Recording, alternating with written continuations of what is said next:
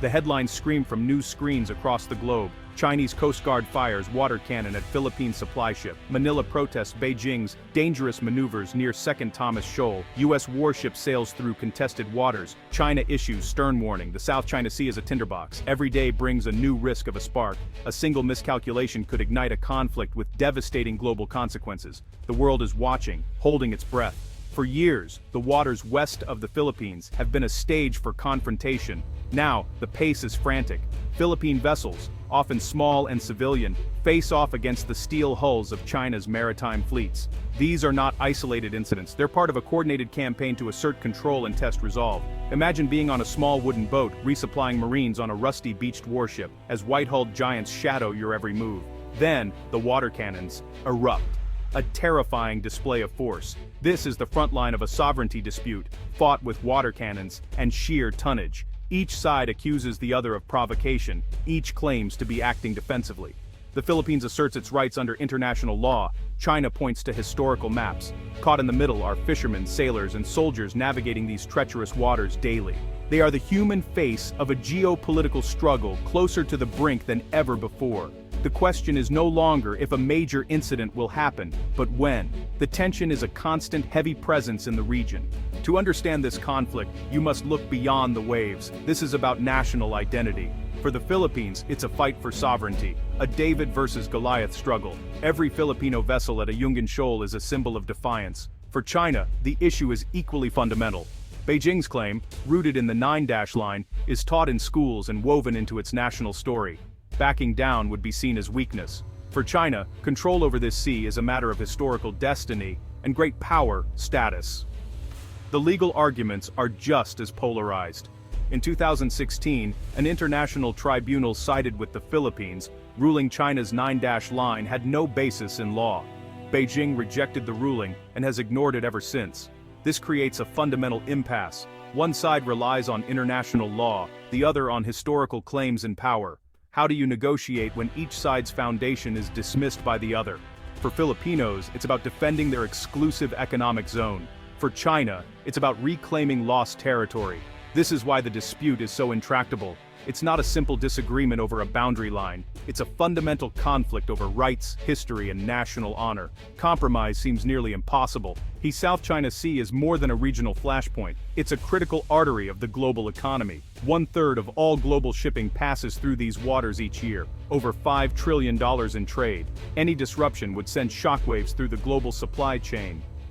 Beneath the seabed lie vast, untapped reserves of oil and natural gas. For China and the Philippines, these resources are a powerful lure. Control of the sea means control of this potential wealth. For the Philippines, the sea is also a vital source of food and livelihood. Tens of thousands of Filipino fishermen depend on these waters, but Chinese vessels increasingly chase them away. This is not just a geopolitical issue, it's a human one. Strategically, the waterway is a choke point of immense importance. For the U.S. and its allies, freedom of navigation is a core principle.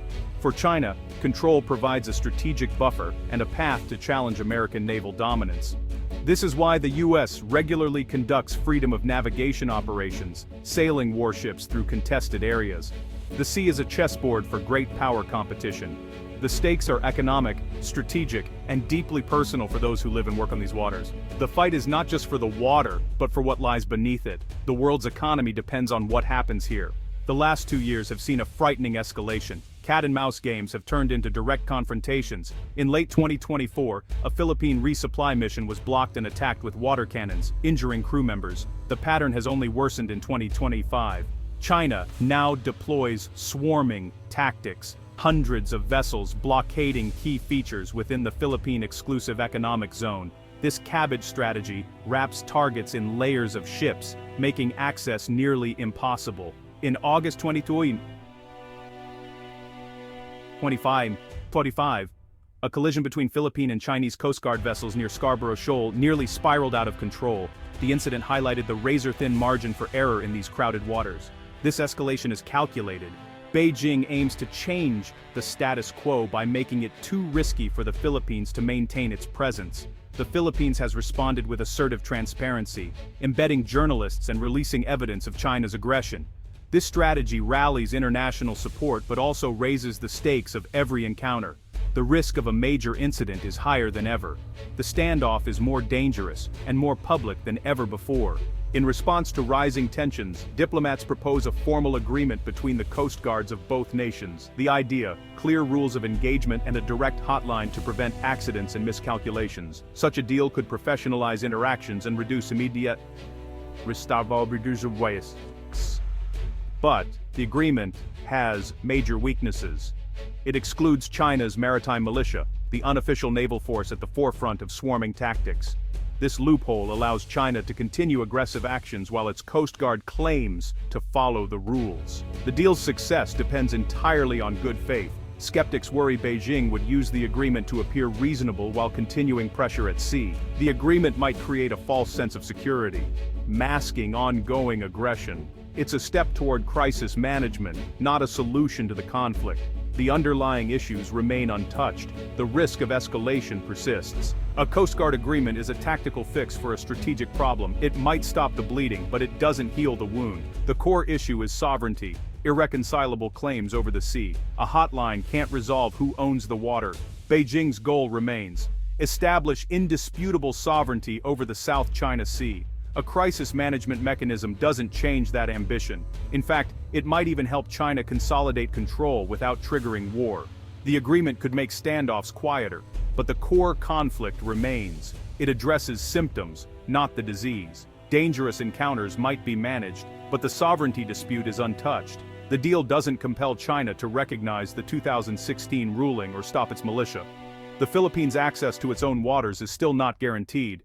The agreement manages friction, not the underlying contest. The real challenge remains unresolved. There's a difference between managing risk and making peace. Risk management prevents escalation. A hotline, protocols, rules of engagement. These tools keep the peace, but don't make peace. They create a fragile stability, allowing disputes to continue without war. Real peace requires resolving the underlying conflict, a political settlement, compromise, and mutual recognition. That seems impossible for now. Focusing only on risk management can create an illusion of progress. It may reduce urgency and allow slow, incremental gains by the aggressor. The status quo shifts, even if no shots are fired. A managed conflict is still a conflict. Tactical agreements buy time, but don't solve the strategic challenge. China's expansionism continues. The Philippines' rights are still violated. The illusion of calm must not be mistaken for resolution. The underlying tensions simmer, ready to boil over. The real work of peace remains undone. Why is this conflict so likely to continue? First, both sides see their claims as non-negotiable. For China, control of the South China Sea is central to its national project and security. For the Philippines, defending its exclusive economic zone is a matter of survival. There's no middle ground when both sides see their claims as absolute. Second, the US-China rivalry fuels the conflict. The US is committed to freedom of navigation and has a mutual defense treaty with the Philippines. Any attack could trigger a US response, raising the stakes. Third, nationalism on both sides makes compromise politically toxic. Public pressure locks both governments into hardline positions. Finally, the military imbalance persists. China's growing power tempts it to use force, while the Philippines relies on alliances and law.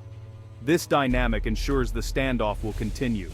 The drivers of conflict are deep and enduring. The region remains locked in a dangerous stalemate.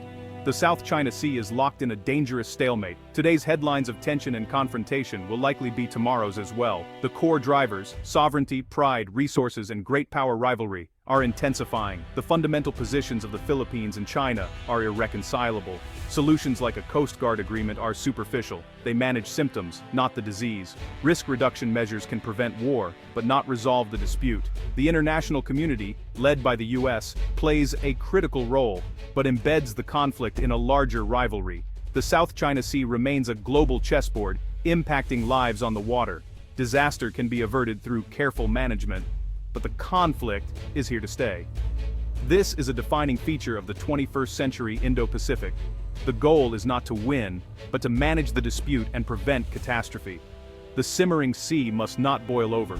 Lasting peace remains a distant hope, obscured by the fog of conflict.